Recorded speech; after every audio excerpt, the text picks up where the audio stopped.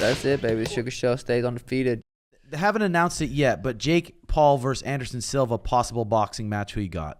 You know, it's interesting at 185 pounds, right? Because that is a factor. Certainly that's something that Jake Paul wants to have happen, to have Anderson cut down to 185. So depending on where the price was, I would probably want to see like the lead up in fight week, but Anderson Silva all day, right? Yeah. I think my heart, though, wants that result so much that I would have to be on the other side. Like when Jake Paul fought Tyron Woodley, like I had to be on the Paul side, right? Because my heart was so invested with Tyron Woodley that if my wallet is also invested, you know, it's like getting kicked in the dick twice. So I think Anderson Silva beats him, but you know, I don't think it's going to be a walkover. That's for sure. I'm curious. I know that's kind of been the narrative. Like that's what's going to happen. I wonder, because Jake still hasn't came out and announced it, right? I don't think it's official still. You said Anderson got his boxing license here in Phoenix. Arizona, So it could possibly be in Arizona October 30th or something. Why aren't you subscribed yet? But still hasn't been announced from Jake's side. I wonder if,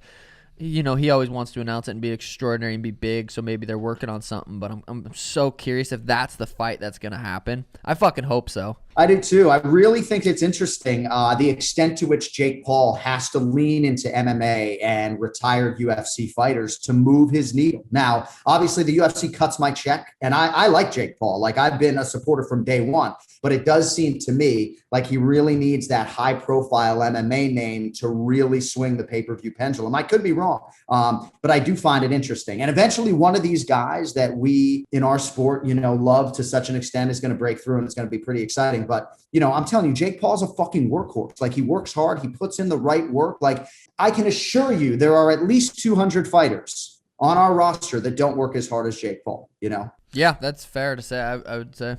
Yeah, and Anderson being as tall as he is, and I think it might be the first real southpaw that Jake Paul fought. I hope that fight happens too. It's going to be sweet. So with your What's up, Sugar Squad? If you like this video, don't forget to give the video a thumbs up and click down below to check out the full episode and subscribe to be a part of the journey.